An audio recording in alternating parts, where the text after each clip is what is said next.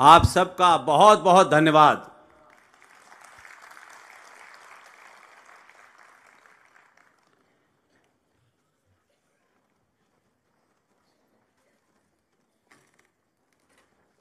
करीब 14-15 साल के सफर में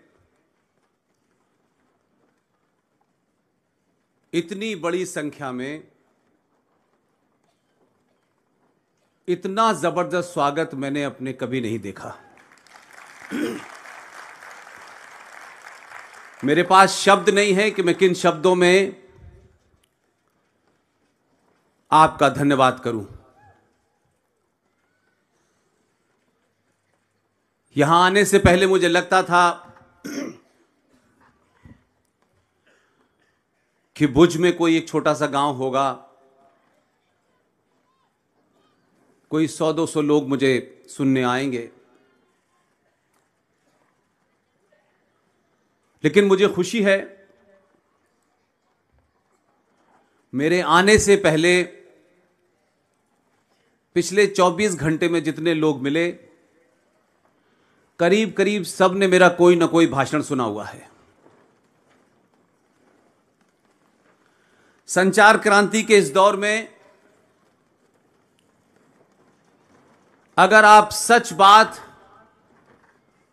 पूरे तथ्यों के साथ, तर्कों के साथ, लॉजिक के साथ, फैक्ट के साथ रखेंगे तो दुनिया की कोई ताकत ऐसी नहीं है कि आप तक इस आवाज को रोक पाए।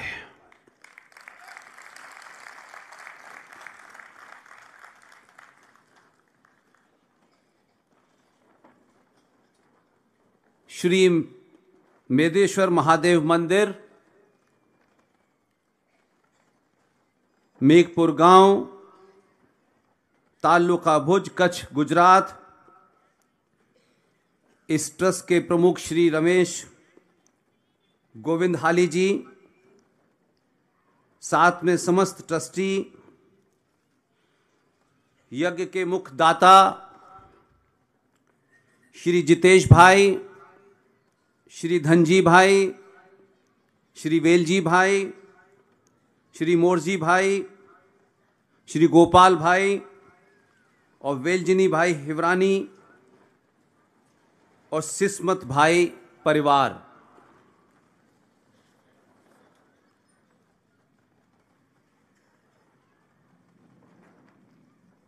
मैं समझता हूं कि कम से कम गुजरात के किसी भी व्यक्ति को यह ना पता हो कि दिल्ली में क्या चल रहा है।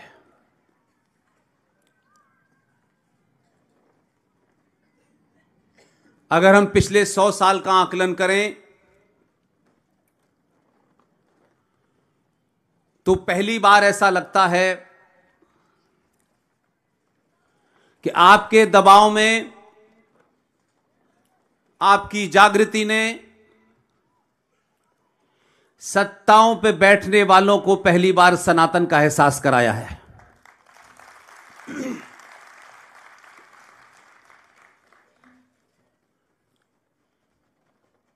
इस दौर में मंच पर कोई बहुत बड़ा वक्ता हो, बहुत बड़ा नाम भी हो, उसका कोई अर्थ नहीं है। संचार क्रांति के इस दौर में मंच से खड़े होकर के कोई भी बात अपने स्वार्थों के लिए, संगठन के स्वार्थों के लिए कोई भी बोलेगा, इस सभा में 15 से 20 साल का बच्चा खड़े होकर के उसे टोक देगा कि आप गलत बोल रहे हैं। यही इस दौर की सबसे बड़ी ताकत है। सनातन को लेकर पूरे देश में बहुत सारी बातें होती रहती हैं। सनातन को बचाओ, सनातन कैसे बचेगा, अलग अलग तरीके की अलग अलग बातें होती हैं। आप सब जानते हैं, मेरा जन्म, मेरी शिक्षा दीक्षा जहां हुई है, वहां एक बात जरूर मैं मानता हूं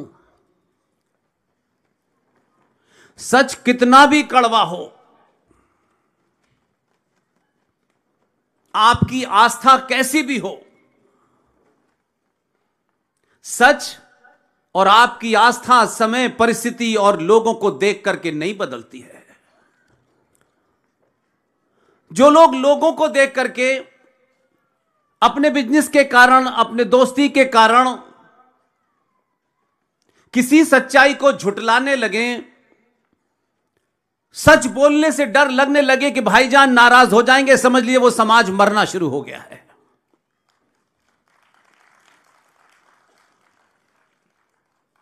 इसलिए मैं ये भी बात बहुत जोर से कहता हूं, जरूरी नहीं है कि जो मंच पे खड़ा है वो हर विषय का जानकार होगा। खासतौर से सनातनी हिंदू समाज वो ये कहने में क्यों घबराता है कि भाई ये फला विषय है, मैं इसका जानकार नहीं हूं। जो इसका जानकार है उनसे बात करें। लेकिन 30 साल के सफर में देखता हूं कि जो जिस विषय को नहीं जानता वही उसी का एक्सपर्ट बना घूम रहा है। इसलिए किसी शत्रु ने आपका नुकसान नहीं पहुंचाया है। अगर आप मुझसे कहें तो शत्रु आपको हर दिन आपके होने का एहसास कराता है, लेकिन आपके अंदर झूठ इतने अंदर तक चला गया है कि आप शत्रु को भी गाली देते हैं, अपने को भी गाली देते हैं।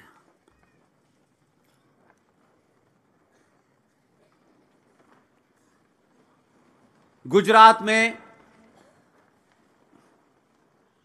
कम से कम, जिस गुजरात के बारे में यह कहा जाता था कि गुजराती लोग फौज में नहीं जाते, लड़ते भिड़ते नहीं हैं, ये बिजनेस करते हैं, सिर्फ पैसा कमाना जानते हैं, ये बहुत हम सुना करते थे दिल्ली में।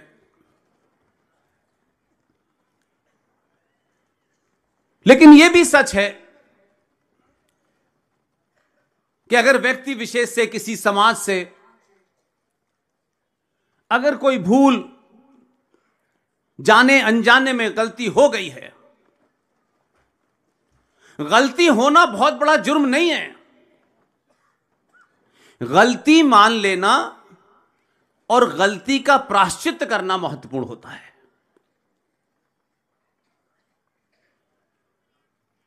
दुनिया भर में हजारों लाखों लोग अलग अलग प्रदेशों से दुनिया भर में जा रहे हैं, लेकिन गुजरात के 5.5 करोड़ लोगों को मैं धन्यवाद देता हूं कि जो आपने गलती 1947 में की थी उसका प्रायश्चित 2014 में कर लिया है।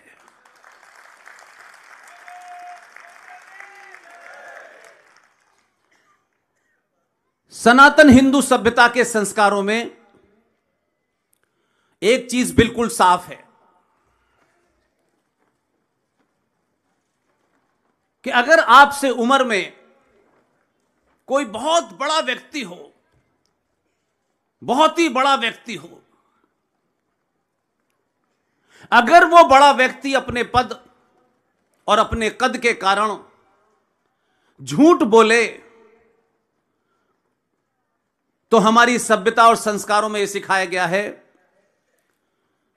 कि भाषा की मर्यादा को ध्यान में रखते हुए उस बड़े का झूठ भी पब्लिकली एक्सपोज करो। हमारे यहां पद से लोगों को बड़ा मानने लगे हैं, यह सबसे बड़ी गिरावट है। पद प्राप्त करने के लिए ऐन कैन प्रकरण से बहुत सारे लोग बड़े पदों पे चले जाते हैं। इसका यह कतई अर्थ नहीं है कि जो बड़े पद पे बैठा है वो ज्ञानी हो। ज्यादातर हमारा एक्सपीरियंस ये पिछले 70 सालों में कहता है कि जो पद पे बैठता है वो महामूर्ख ही होता है। पद प्राप्त करना एक अलग झगड़ा है, पद पे बैठ करके कुछ करना एक अलग चीज है। आप सबको देख करके एक रिमोट गांव, उसमें 1 किलोमीटर तक नानी दादी की उम्र की बहन बेटियां माएं बच्चे। मैं समझ ही नहीं पा रहा था कि मैं कौन हूं। इतने इमोशंस, इतनी भावनाओं के साथ। यह भीड़ वो भीड़ नहीं है कि जो नेताजी की सभा में ट्रक में आती है।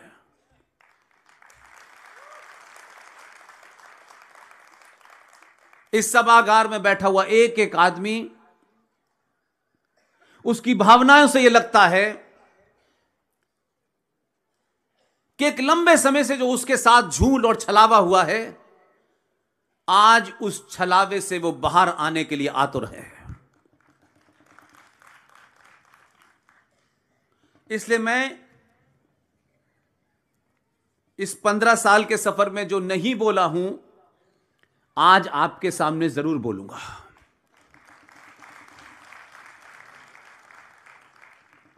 मैं जानता हूं कि बहुत लोग डरते हैं।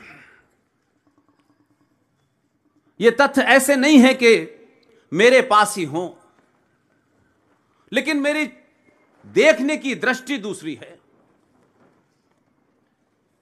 इसलिए अगर वर्तमान में कुछ गड़बड़ है, तो जब तक उसके इतिहास को नहीं खंगालेंगे, वर्तमान की गलती ठीक नहीं होगी। और कुछ तथ्य इतने खराब हैं, इतने डरावने हैं, शायद थोड़ा थोड़ा जानते होंगे, कुछ कुछ घटनाएं आपको पता होंगी, लेकिन उनको जब आप एक ऑर्डर देते हैं, तब आपको पता चलता है कि जो वर्तमान परिस्थिति में दिल्ली में हड़कंप मचा हुआ है, उसके पीछे की कहानी के कुछ पॉइंट आपके सामने रखूंगा, जो पिछले 12-13 साल में पहली बार बोलूंगा। इसको सीरियस होकर समझने की बात है, इसको भावुक होकर समझने की बात नहीं है। भावुकता ने इस देश को बड़ा नुकसान पहुंचाया है। भावनाओं से घर चलता है, राष्ट्र नहीं चलता। राष्ट्र के सामने अगर कड़ी से कड़ी बात, सख्त से सख्त बात कहनी हो, कड़े से कड़ा फैसला लेना हो, उसे लेने में देर नहीं करनी चाहिए। लेकिन हमारा समाज भावनाओं में बहकर के कुछ भी कर बैठता है, और जब तक उसे यह एहसास होता है कि हमने यह कर दिया, तब तक बहुत दूर निकल चुकी होती है कहानी। हमारे समाज में महिलाओं को लेकर के एक अलग भावना है, लेकिन भावनाएं हर एक के लिए नहीं हो सकती।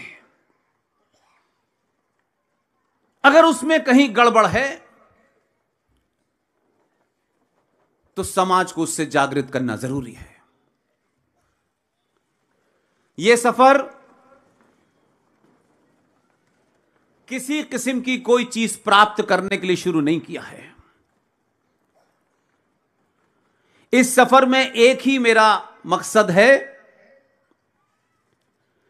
कि अंतिम पंक्ति में बैठने वाला, जो ना स्कूल गया हो ना कॉलेज गया हो, उसे सच पता चल जाए बस।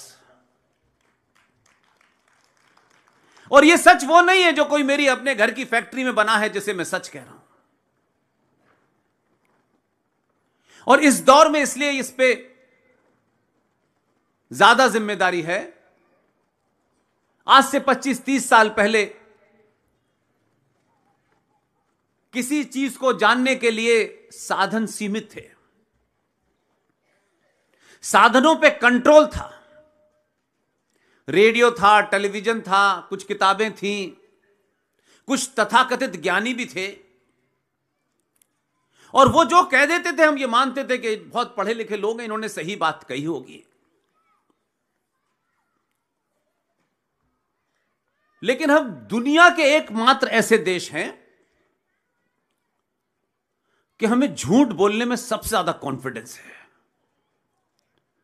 पूरे कॉन्फिडेंस के साथ झूठ बोलते हैं और यह भी पता नहीं होता कि ये झूठ है कि सच है, और फिर उसका खूब प्रचार करते हैं।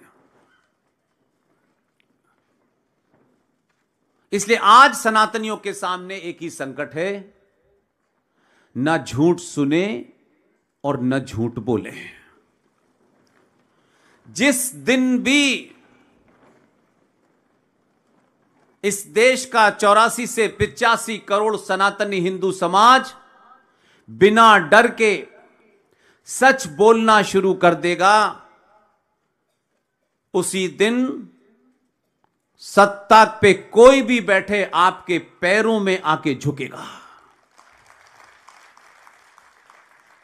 आप नेता के पीछे भागते हैं, इसको चुनो ये हमारा काम करेगा, उसको चुनो वो हमारा काम करेगा, ये इस जाति का है वो उस जाति का है। अगर इसी बुनियाद पर सेना के अंदर यह होने लगे कि ये हमारी जाति का, इसे आगे खड़ा करो, ये फलानी जाति का, इसे पीछे खड़ा करो।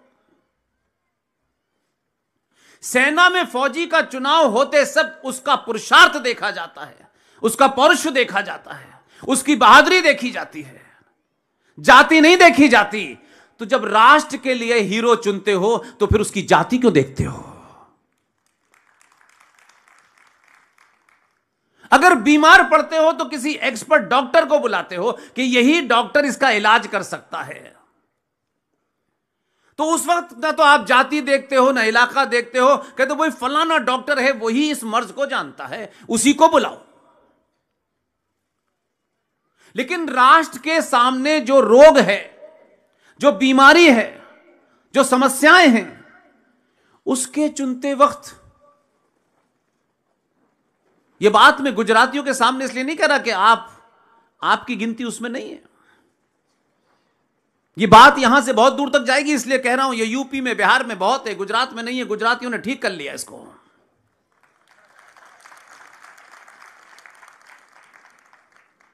गुजरातियों को लगा कि एक आदमी, यहां हमने 15 साल देकर ट्रेनिंग दी है इसको,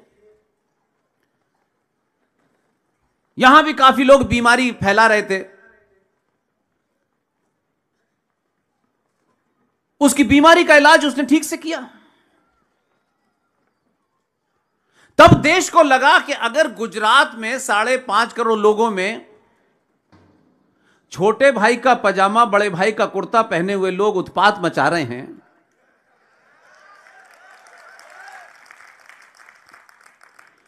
तो आपने जिसे चुना उसने एक ही दिन में ठीक करा। 2002 में पजामा नीचे आ गया। यह बात लोग मन से नहीं कहेंगे कि कोई बुरा मान जाएगा, जिसको बुरा मान जाए वो अभी माने, मैं यही बोलूंगा। और एक लंबे कालखंड, अगर 47 से भी अगर आप देखें तो ये भूले कोई किसी और ने नहीं की, हम ही ने की। हम प्रधानमंत्री चुनते वक्त, वो हमारे आप सामने का दौर है, इसमें बहुत सारे लोग, ज्यादातर लोग, उन लोगों ने वो दौर देखा होगा जो दिल्ली से कनेक्टेड हैं, उन्होंने देखा होगा, हम वहीं रहते थे। इस देश में एक प्रधानमंत्री की हत्या हो गई, पूरा देश भावुक। हत्या हो गई, ठीक है, हत्या के कारण को ढूंढिए, हत्यारे को ढूंढिए, वो सब काम करिए, लेकिन उस भावुकता का इस्तेमाल उस समय दिल्ली में बैठे हुए लोगों ने कितने खूबसूरती से किया। और यकायक एक आदमी जो जहाज उड़ा रहा था, लोगों का, खासतौर से इस देश की माओ बहनों का, पूरे देश का वो वातावरण मैंने अपनी आंखों से देखा। भावुकता चरम पे थी। अब अगर किसी ने इंदिरा गांधी की हत्या कर दी तो जॉन एफ कैनेडी की भी हत्या हुई थी अमेरिका में, जापान के प्रधानमंत्री की भी हत्या हुई थी। अब पूरा देश भावुक,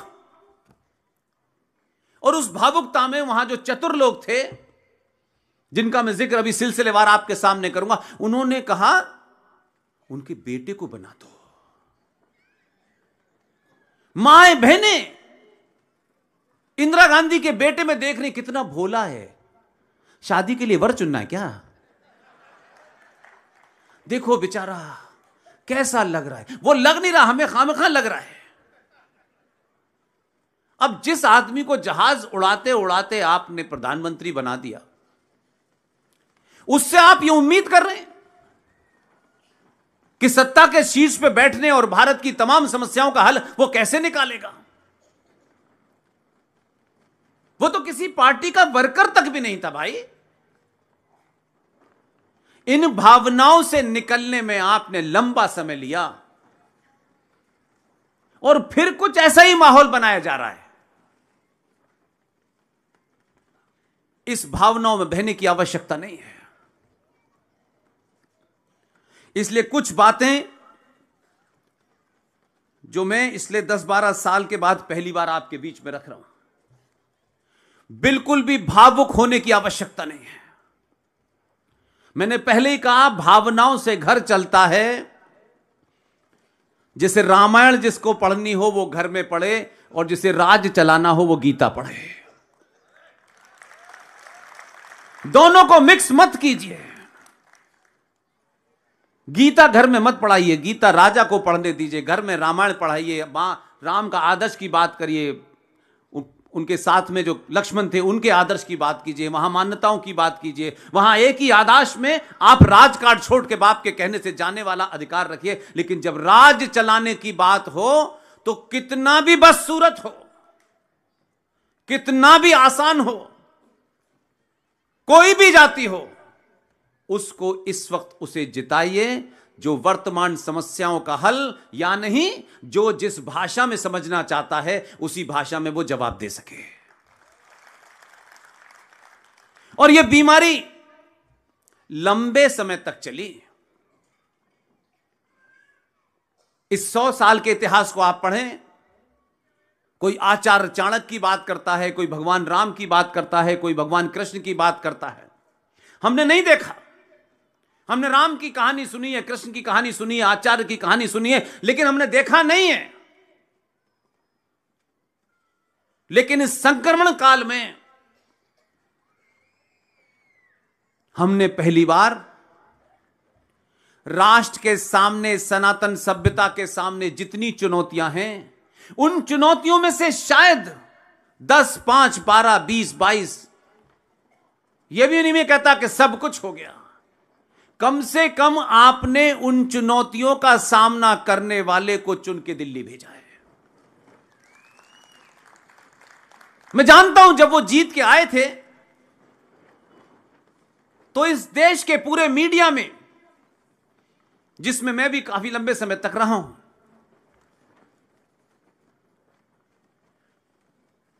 अजब अजब बातें, क्या क्या नहीं कहा।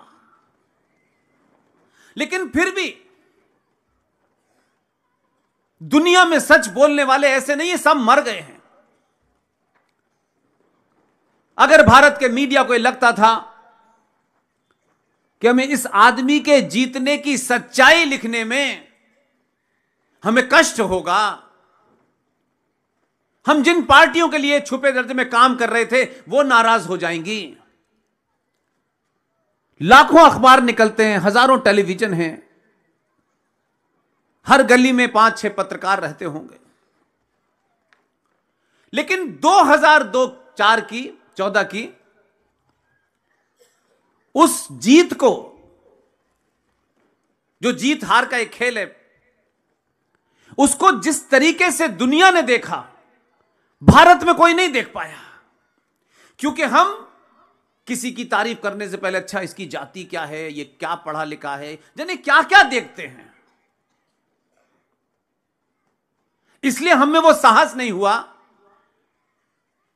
कि हम सच सच लिख देते, दुनिया तय करती, रीडर तय कर लेते कि क्या सच है क्या गलत है। मई 2014 में जिस डॉक्टर को आपने 15 साल ट्रेनिंग दी थी, आप बड़े दानवीर लोग हैं। यहां तो बैंक में चले जाओ और चेक भरने के लिए पड़ोसी से पेन ले लो तो वो जब तक खड़ा रहता है जब तक पेन उसे वापस ना करो। आपने जिसे दिया है वापस ही नहीं ले रहे। पूरी दुनिया देख रही है गुजरात कब वापस जाएगा, बोले नहीं अब नहीं जाना। और आपके कारण पूरी दुनिया को पता चला कि गुजरात के लोग मीठा खाते हैं, मीठा बोलते हैं, फौज में जाते नहीं हैं। तरह तरह के नैरेटिव बनाए कि ये गुजराती बड़े डरपोक होते हैं, फौज वौज में नहीं जाते हैं। लेकिन गुजरातियों का दूसरा पक्ष है जिसे मैं ज्यादा हाईलाइट करता हूं। फौज में न जाने से आपकी बहादुरी तय नहीं होगी। फौज में हो सकता है सारे प्रदेशों को लेकर जाते हैं, कुछ गुजरात के भी जाते होंगे, 2 4 10 जाते होंगे, यह भी मान लीजिए। लेकिन यह भी सच है कि जो आसमान में, पानी पे, मैदान पे सेना खड़ी है, उसके हाथ में आधुनिक हथियार हो, उसके लिए पैसा गुजराती देता है।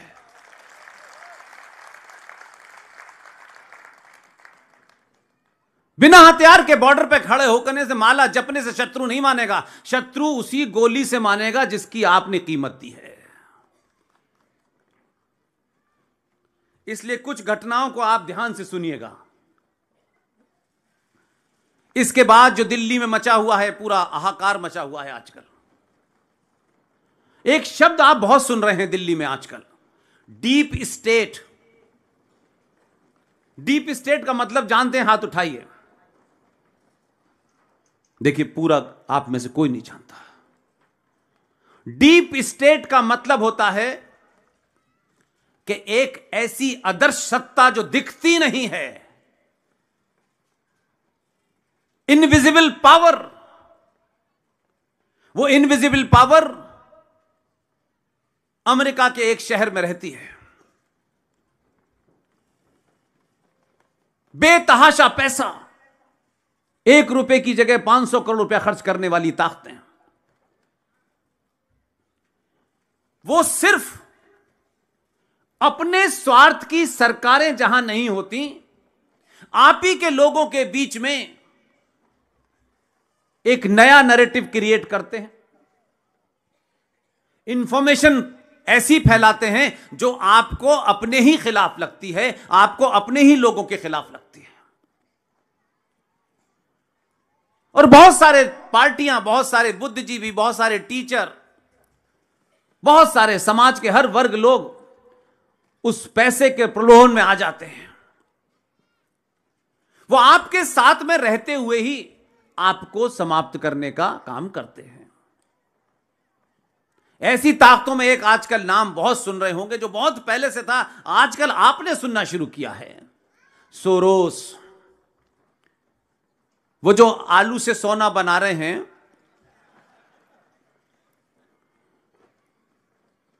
वो आजकल उनका जिक्र बहुत होता है। अभी बांग्लादेश में क्या हुआ और दूसरी दुनिया में क्या हो रहा है, उस डीप स्टेट को समझिए। वो आप ही के राज में, आप ही के लोगों को इतना प्रलोभन देते हैं कि आप अपने लोगों के खिलाफ खड़े हो जाएं। लेकिन इसकी चर्चा आजकल बहुत हो रही है।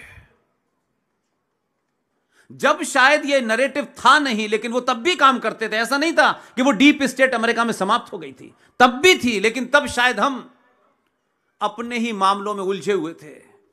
हम देखते ही नहीं थे कि विश्व में क्या हो रहा है, हमारे साथ ऐसा क्यों हुआ। हम घटनाओं को सुनते हैं और सुन के बस थोड़ी सी अपनी प्रतिक्रिया दी और सो जाते हैं। मैं ये फैक्ट आपके सामने रखूंगा, आप अपने आप तय कर लीजिएगा। बताया जाता है कि वो जो मैडम हैं, जो 272 हैं, बहुत सारी बातें उनके बारे में कही जा रही हैं। सुना है कि अमेरिका की उस डीप स्टेट का एक इंस्टीट्यूशन है जो भारत में है, उसकी वो अध्यक्ष भी हैं। इसी तरीके के नामों से आते हैं, सेव डेमोक्रेसी, जैसे डेमोक्रेसी का ठेका अंकल सैम ने ले रखा है। इस तरीके के नैरेटिव चलते हैं।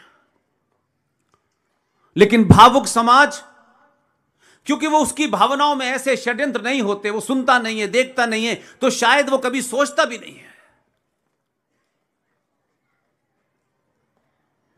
लेकिन मैं जिन बातों की क्रोनोलॉजी आपको देना चाहता हूं, उससे मुझे पूरी उम्मीद है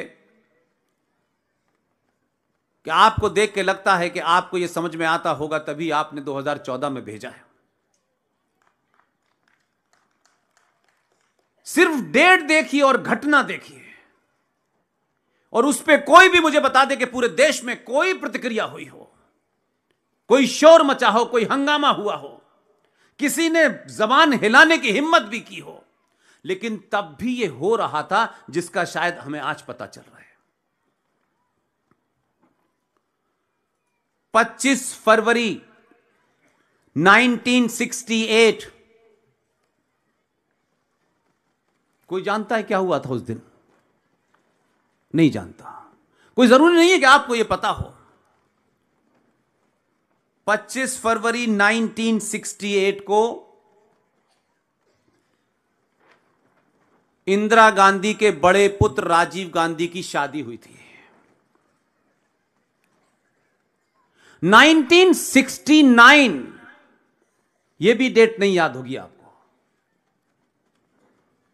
उनकी शादी हुई, भारत आई। 69 में श्रीमती इंदिरा गांधी अफगानिस्तान के दौरे पर गईं। अब यह समझ नहीं आता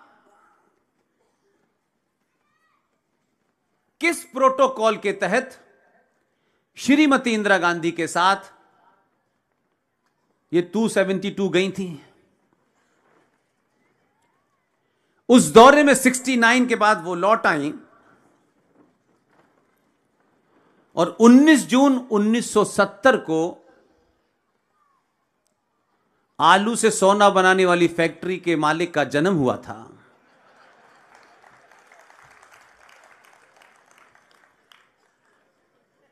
और 1972 को यह बताया जाता है वो पैदा हुई थी, जिनके बारे में बार बार यह कहा जाता है उनकी नाक इंदिरा गांधी से मिलती है। उनसे पूछो कि उनकी कोई क्वालिटी बताओ तो कहते नाक इंदिरा गांधी से मिलती है। कोई उनका बोलने का अंदाज बताता है। अरे भाई, सब कुछ इंदिरा गांधी से मिलता है, कुछ फिरोज गांधी का भी कंट्रीब्यूशन है कि नहीं? सब उन्हीं से मिलता है। उनका जन्म हुआ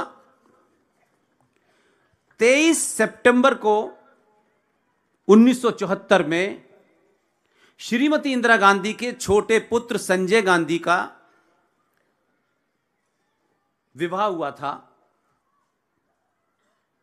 और 13 मार्च 1980 को संजय गांधी के पुत्र वरुण का जन्म हुआ।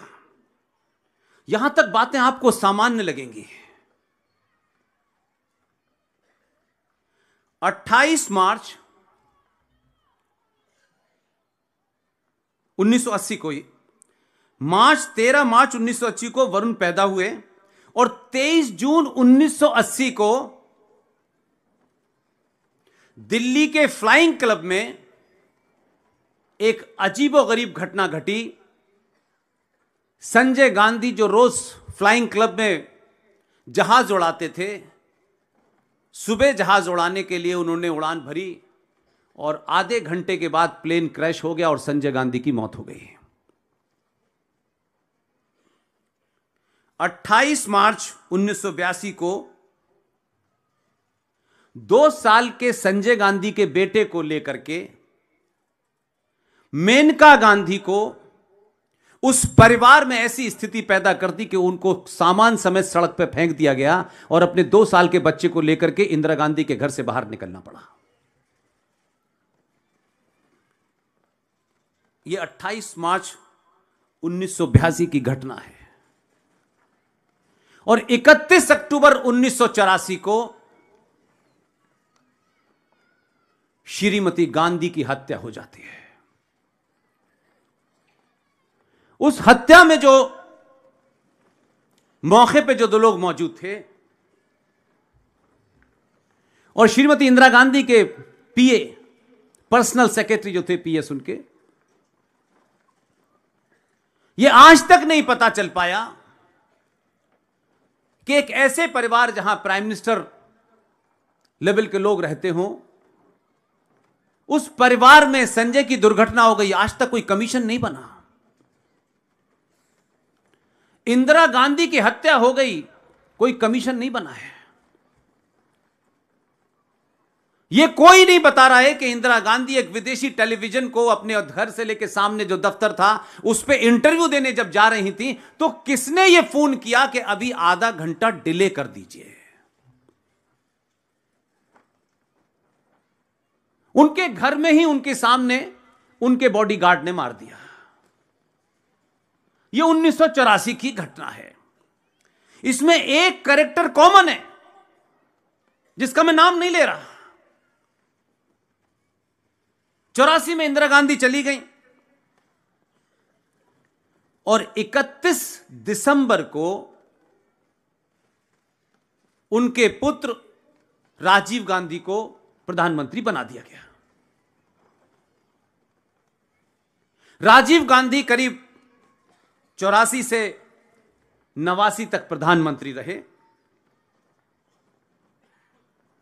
ताज्जुब है, हमारे यहां एक घटना कहीं हो जाए, शहर में हंगामा मच जाता है, लोग तरह तरह की कहानियां बताने लगते हैं, हर आदमी को जिज्ञासा होती है ऐसा क्यों हुआ, वैसा क्यों हुआ, मनोहर कहानियां पढ़ने लगते हैं, लोग जाने क्या क्या करते हैं। लेकिन किसी एक देश में यह सिलसिलेवार घटनाओं को ना कोई सोचना चाहता है, या तो डरता है समाज, या उसे पता नहीं है कि जो वर्तमान परिस्थिति है उसे समझने के लिए ये घटनाएं बहुत जरूरी थी, इसलिए बताना चाहता था। 1989 में तक वो प्रधानमंत्री रहे। उन्होंने उस दिन बहुत सारी सभाएं की। उन सभाओं में मोहतरमा साथ थी, लेकिन कोयंबटूर में श्री पेरम्बदूर के अंदर जो सभा थी 21 मई 1991 को, वहां तमिल बताया ऐसा गया है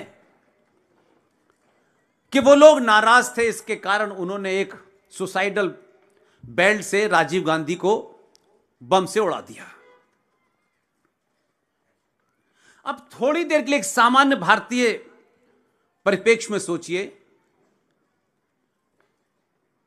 कि एक प्रधानमंत्री लेवल का व्यक्ति जिसकी मां की हत्या हुई हो, जिसके भाई का प्लेन क्रैश हो गया हो, क्या हम ये सोचने को तैयार हैं कि नहीं 21 मई को जिसके पति की हत्या हुई हो,